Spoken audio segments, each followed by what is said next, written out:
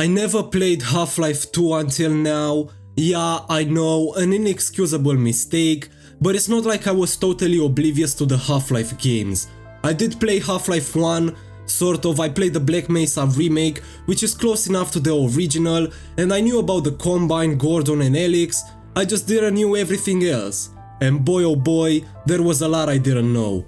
But now that I played it, I can confidently say that my life is so much worse. But we'll get to that later, because let's talk about the world of Half-Life 2 first. And I wanna start with the world, because Half-Life 2 is a story game that is regarded by many as one of the best games of all time, so naturally it has a great story, no surprise in that. But Half-Life 2 is also very old.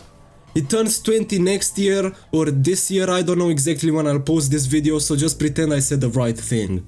And the aspect that personally impressed me the most about Half-Life 2 is the world, because I didn't expect it to feel so alive and to make me feel like an actual part of the world.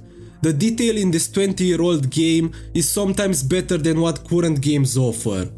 After getting off the train and stepping for the first time in City 17, I was really impressed. Walking through the train station and hearing the NPCs lose their mind. They never leave. You never see them go, they're always full. No one... And having conversations with each other. That too loud. This is his base of operations. And warning Gordon about the water. They put something in it to make you forget. I don't even remember how I got here. Really makes you feel this sense of dread that probably all the remaining humans in City 17 feel because of the way they are controlled. One thing that I noticed about Valve's games is that they always put emphasis on the atmosphere of the world, because atmosphere is that one thing that makes you feel a part of the world or makes you feel like a complete stranger. The apartment complex sequence is probably one of the best directed scenes in this game. Before you even walk in, you hear this dialogue that again amplifies how bad of a life people are living. Starts. First the building, then the whole block. They have no reason to come to our place. Don't worry, they'll find one. And once you get in, you actually see people living a life in there and having worries, and you can't help to feel responsible for the fact that probably everybody was killed because Gordon walked in there. Another great thing about the world is the level design. And I'm not talking about the scenery and the environments, even though they are beautiful in their own way. Graphically the game looks old, but that is to be expected, even though the Highway 17 levels and the journey to White Forest in episode 2 look pretty good for a 20-year-old game. But when I'm saying level design, I'm talking about the actual structure of the levels. Because one thing that I actually noticed while playing is how intuitive the levels are, because I rarely felt confused as to what to do or where to go, and when I did, it's because I'm an idiot and I just didn't look everywhere. A great example for this is the escape sequence from City 17, where you drive the car for the first time through the canals. There is a set path you need to go on. There aren't multiple roads you can take, because it's not an open world game, but still there are paths that lead to dead ends that were probably put there to make the world more believable. Once I did not feel like I needed to go on one of those dead ends, because this level moves pretty fast. I mean, you have to escape the Combine and there's a chopper following you, so you can't really take your time when making decisions, but still, it was so easy to find what the right road is. And I don't know how exactly they did this. It's probably connected to how the assets like broken cars and boats are placed to create this illusion of a continuous road. But enough about the world, let's talk about something more interesting. The combat in this game is perfect. Like, there's not much else I can say about that. It's fast paced, and because I played Counter-Strike all my life, I had this impulse to bunny hop everywhere with a shotgun in hand and go one-tap enemies. But all the weapons feel and they sound really good.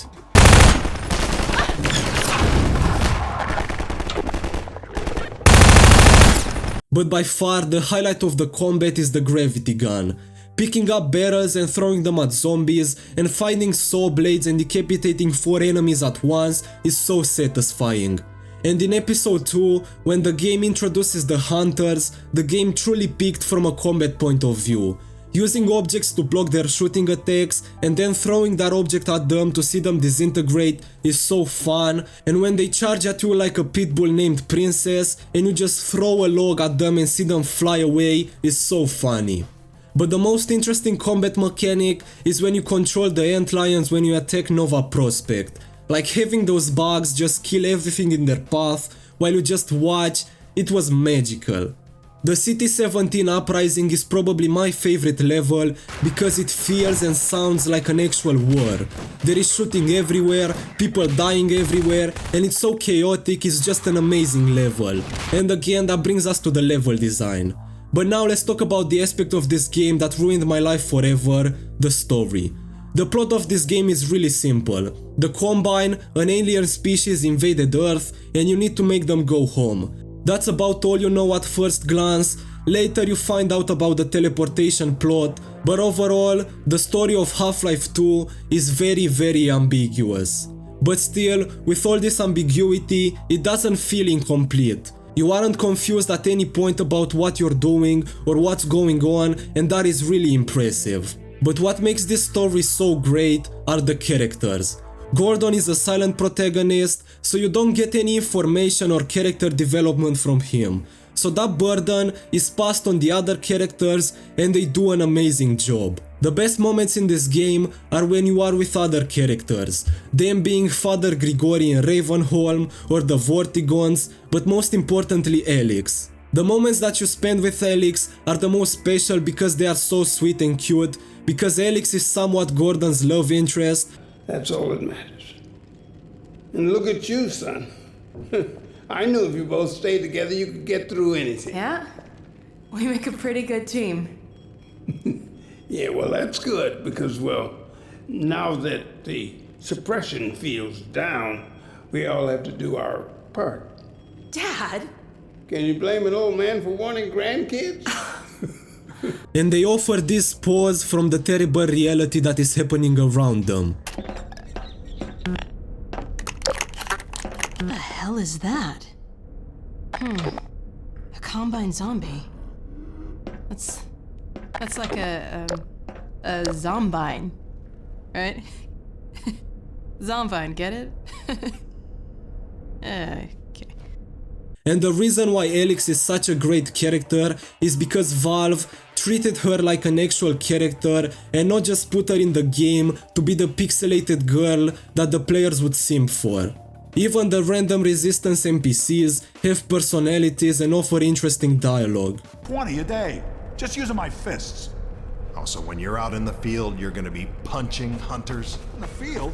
I'm not going out in the field. I'm a radio operator. That's it. Leave.